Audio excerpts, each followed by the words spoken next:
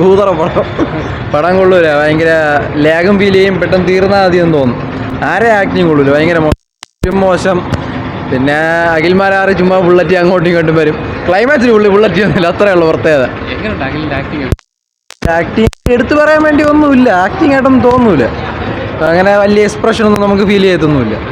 ദുരന്താവസ്ഥയാണ്. പിന്നെ ഇവിടെ ടിക്കറ്റ് 110 രൂപ ഉള്ളൂ, അതുകൊണ്ട് വലിയ കുഴപ്പമില്ലായിരുന്നു. അല്ല, ഈ ഒരു ഇൻഡസ്ട്രി പുള്ളിക്ക് പറ്റിയതല്ല. പുള്ളി അല്ലാതെ ഒരു ഇൻഫ്ലുവൻസർ ആയിട്ടിരിക്കുന്നതായിരിക്കും ബെറ്റർ എന്നാണ് എനിക്ക് തോന്നുന്നത്. ഇത് കപ്പൊന്നും അടിയില്ല. ഇത് സിനിമ ഓടൂലെന്നാണ് വിചാരിച്ചത്. 8 പേരെ ഒപ്പിക്കാൻ പറ്റ പാട് നമുക്കറിയാം. അല്ല, ആള് കയറൂല.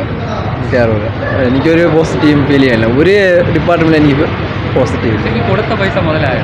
ഇല്ല, പെട്ടെന്ന് ഇറങ്ങിയാൽ മതിയെന്ന് എനിക്ക് തോന്നുന്നു. എന്തുകൊണ്ടാണ് ഈ ഒരു പടം കാണണമെന്ന് ആഗ്രഹം? ഇല്ല, പ്രത്യേകിച്ച് അങ്ങനെയൊന്നുമില്ല. വേറെ പടമൊന്നും കാണാനില്ല, ബാക്കിയെല്ലാം കണ്ട്. പിന്നെ അഖിൽമാരാറുള്ളതുകൊണ്ട് എങ്ങനെയാണെന്ന് അറിഞ്ഞൂടല്ലോ. പുള്ളിയെ നമുക്ക് ഓൾറെഡി അറിയാം. പുള്ളിയെ അല്ലാതെ നോക്കുമ്പോൾ എനിക്ക് ഇഷ്ടമാണ്. സിനിമ ഭയങ്കര ശോകമായി പോയി.